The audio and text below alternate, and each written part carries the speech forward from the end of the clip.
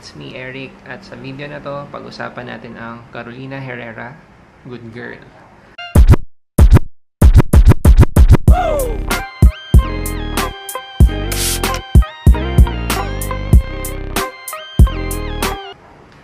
Welcome back sa Pocket Sense PH. It's me, Eric, at sa video na to, pag-usapan natin ang Carolina Herrera, Good Girl. So, alam ko naman na pambabae ito. Kung di nyo napansin, itsurang sapatos na may takong.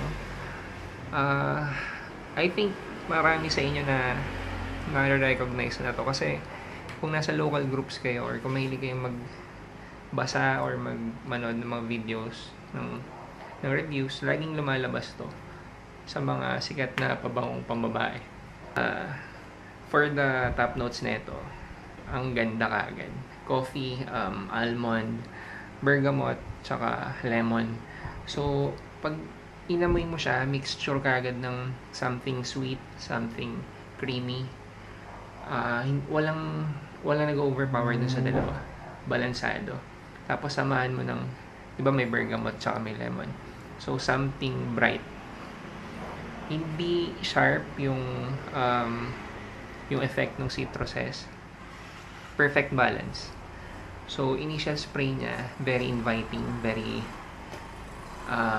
tawag dito, very mahalimuyak. Halimuyak, tama. Yung, ang lakas na kagad ng projection, ang ganda ng sillage. Scent trail, grabe. Kung babae ka, mapapalingon talaga yung mga tao sa dinadaanan mo. Na-imagine ko to sa office setting eh. Diba? May mga tawag doon, yung mga divider, yung mga pwesto ng mga opisina. Pag naglakad ka, kung ito yung signature scent mo doon, alam na nila ikaw ay naglalakad. Naiiwan kasi. Para kang may aura na naiiwan. Tas, bango. So, okay. Naglalast ng matagal yung scent nung sa top niya, yung sa initial spray niya. Siguro 2 oras nagpo-project pa rin na maayos. Hindi super duper lakas hindi yung tawag dito, hindi siya Sauvage Elixir na OA mag-project pero ang lakas nito mag-project for sige, hindi tayo expert sa pambabaeng pabango, pero isa to sa mga kino-consider ko na pambabaeng pabango na ang lakas mag-project. So, okay. Pagdating sa mid, transition siya into florals. Kasi yung mga heart notes niya, puro florals. Ang tumatak sa akin doon yung white florals. Kasi isa rin sa reason kung bakit nagustuhan ko to, tsaka kung bakit naisip kong gawin ng video. Hindi ako believer na may gender talaga ang pabango. So for me, kung as long as gusto mong gamitin, kahit mina-market yan for women, okay mong gamitin. Ganun din yung mga panlalaki na pabango. Kung babae ka, pero type mo gamitin, pwede mo gamitin. I mean, may kilala akong babae na gumagamit na Sauvage. Straight na babae siya. So, 'di ba? So ako kasi, basta may white florals, mataas yung chance na gusto ko siya. Gusto ko amoyin, gusto ko na-amoy, or kaya kong gamitin.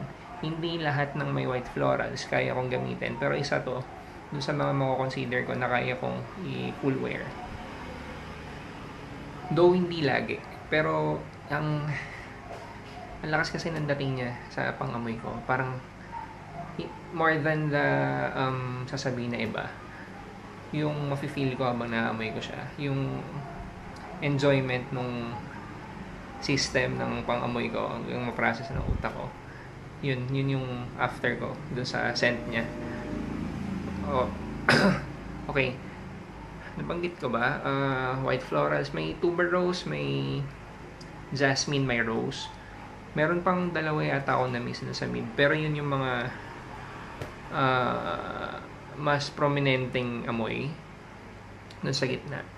Tapos, pagdating dito, nagbibigay ng something na sophisticado na amoy. Sophisticada kasi, for women nga. Parang social. Tapos, mas lalo siya nagiging inviting.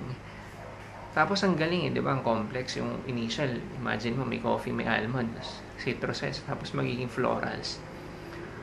Florals na classy, florals na florals na hindi girly.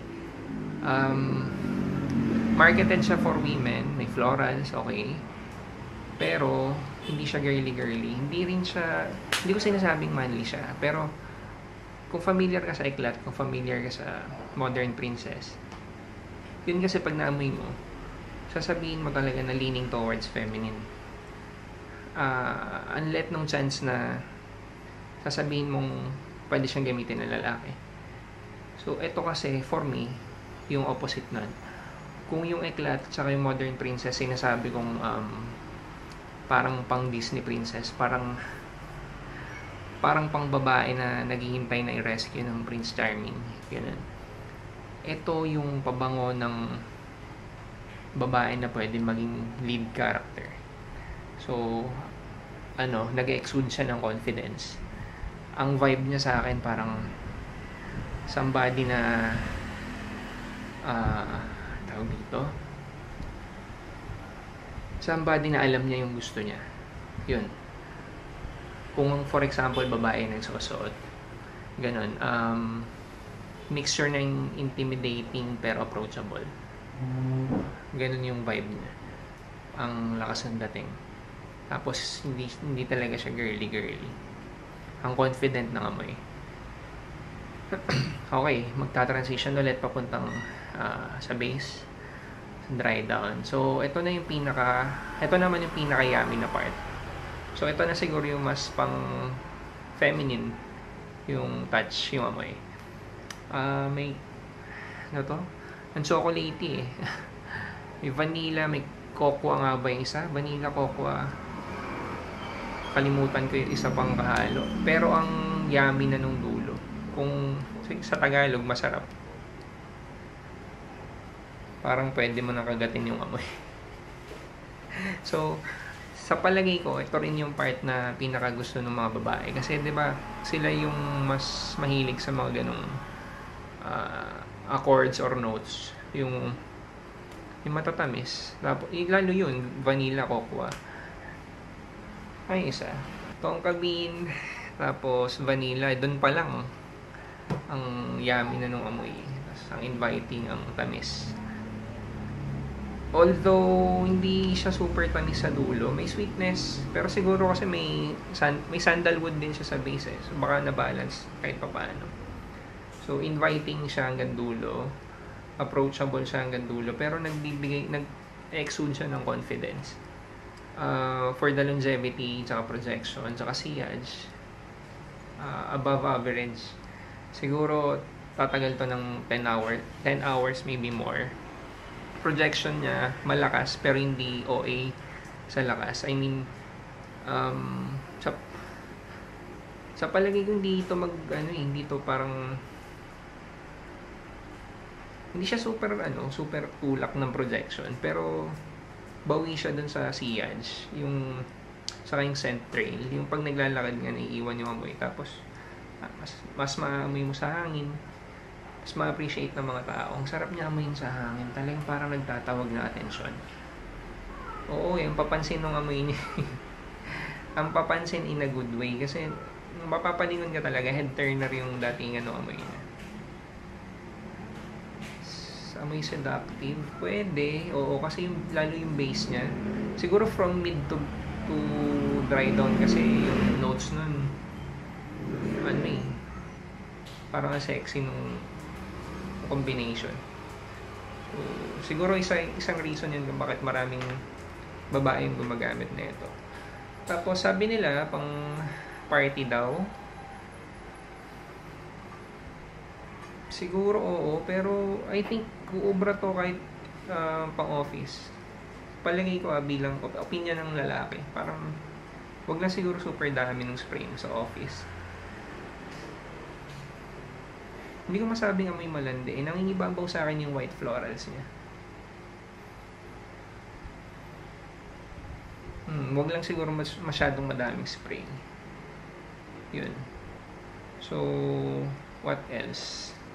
Hindi ko na Google yung presyo, pero siguro lagay ko na lang dito yung mall price niya. Yun lang, isa pa pala na alala ko lang, kaya naisipan ko rin to gawa ng video.